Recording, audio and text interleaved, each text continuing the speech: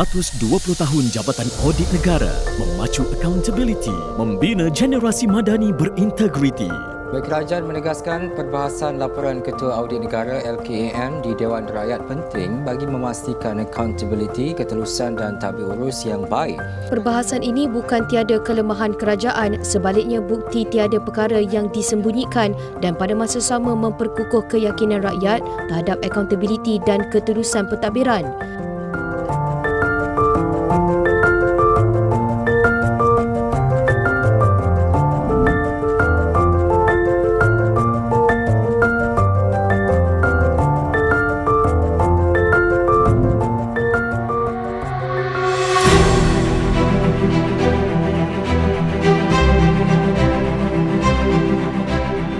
Dewan ini percaya bahawa keberkesanan tindakan susulan syura audit memerlukan mekanisme accountability yang lebih berkesan.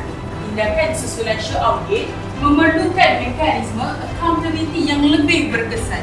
Jabatan Audit Negara sudah menjalankan susulan menentasi tempoh 11 tahun tuan-tuan dan puan-puan. Tak lama kita cerita, baru cerita dengan usul perdebatan kita pada hari ini. Seolah-olah sibuk melihat rumput rumah orang, rumput halaman sendiri tinggi sampai ke pinggang pun mereka tidak perasan.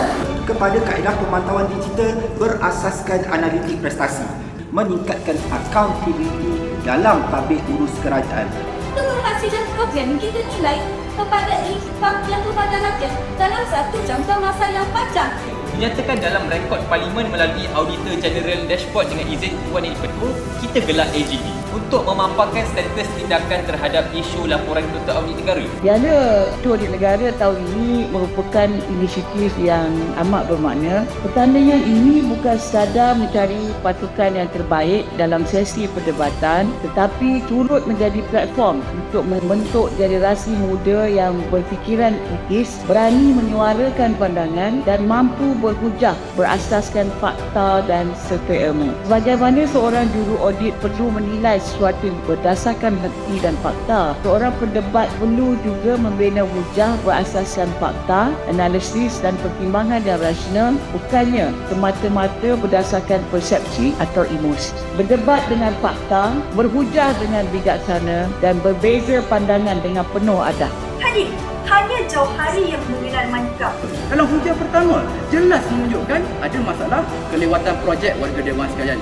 Tata kelola awam perkara yang paling penting dalam pengurusan sumber awam. Dan pada hari ini, berbilion ringgit dana awam termasuklah peruntukan pembangunan infrastruktur. Tetapi dengan bantuan AI ini Tuan Yang Di-Pertua, kita mampu untuk mengintegrasikan data bagi keseluruhan sampel awak ini, hadirin dan hadirat. Anda boleh kata data terus boleh tepat kalau kita guna AI, sebab akhirnya boleh ada masalah data tidak tepat ketika dimasukkan, hasilnya tidak Tuan Yang tepat. Di-Pertua, dalam keadaan mereka bertanya kepada kita bagaimana data tidak tepat.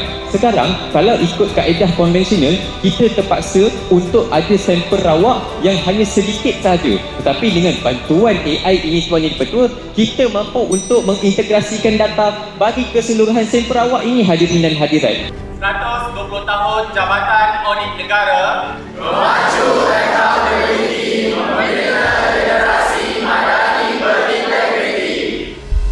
20 penyertaan IPTA Malaysia, 2 finalis, 1 pentas. Siapakah yang bakal mencipta sejarah, membawa pulang Piala Ketua Audit Negara?